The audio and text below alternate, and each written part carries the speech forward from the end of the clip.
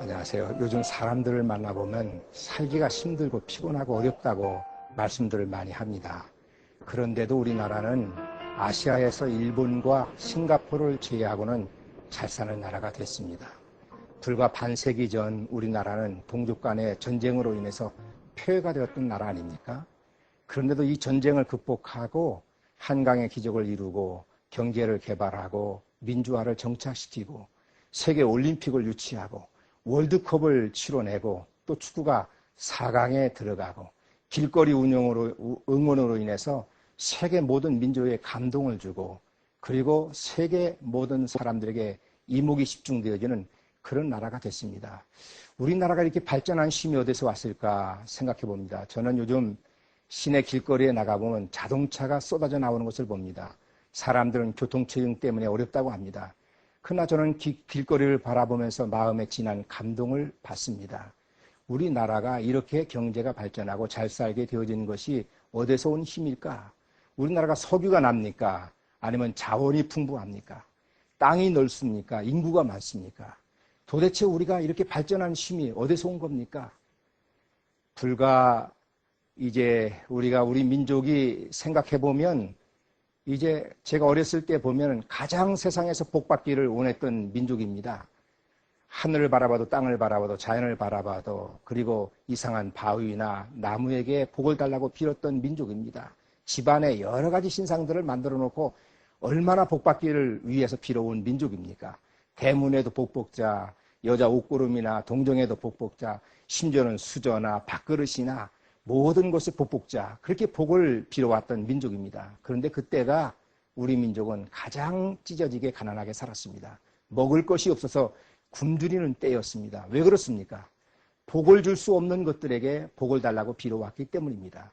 이 나라에 기독교 복음이 들어와서 미신을 타파하고 학교를 세우고 병원을 세우고 한글을 보급하고 개화운동을 일으키고 이런 정신의 바탕 속에서 하나님의 도우심으로 우리나라가 이렇게 아시아에서 잘 사는 나라가 된 줄로 믿습니다.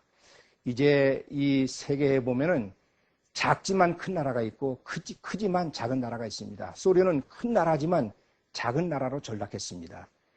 이스라엘은 작지만 큰 나라가 됐습니다. 땅도 작고 인구도 작습니다.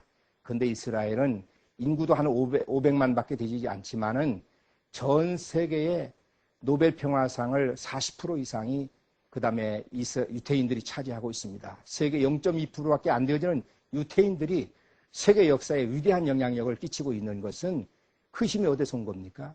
바로 여호와 하나님을 경외하는 힘에서 온 것입니다.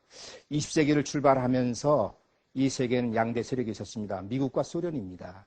서로 경쟁적으로 핵을 개발하고 경제를 개발하고 전쟁 무기를 개발하고 그렇게 노력했습니다. 그런데 20세기를 마감할 때 소련은 어떻게 됐습니까? 망가지고 말았습니다. 식량이 없어서 굶주리고 줄을 서서 배급을 받는 그런 나라로 전락을 했습니다. 왜 그렇습니까? 소련은 공산화되어지면서 교회당을 폐쇄시키고 그 교회당을 공회당으로 만들고 오락장으로 만들었습니다. 하나님을 저버렸습니다. 그런 소련은 하나님께 버림을 받는 민족이 됐습니다. 망가지고 말았습니다. 그러나 미국은 어떻습니까? 지금도 백악관에서 찬송과 기도 소리가 끊어지지 않고 있습니다. 지금도 대통령에 취임할 때 성경책에 손을 얹고 선서를 해야 취임을 받습니다. 그러한 미국은 이제 세계 21세기를 이끌어가는 큰 힘을 갖는 나라가 됐습니다. 그 힘이 어디서 온 겁니까? 여호와 하나님을 경외하는 힘입니다. 인간이 최선을 다하고 노력하지만 하나님을 믿고 의지하고 하나님을 경외하고 하나님이 우리를 도와주시고 축복해 주시는 그 힘으로 살아갈 때 우리는 세계에서 잘 사는 민족이 될 수 있고 승리하는 민족이 될 수가 있습니다. 사도 바울이 나의 자된 것은 오직 하나님의 은혜로다. 이 간증이 우리 민족의 간증이 되어지고 성도들의 간증이 되시기를 바랍니다.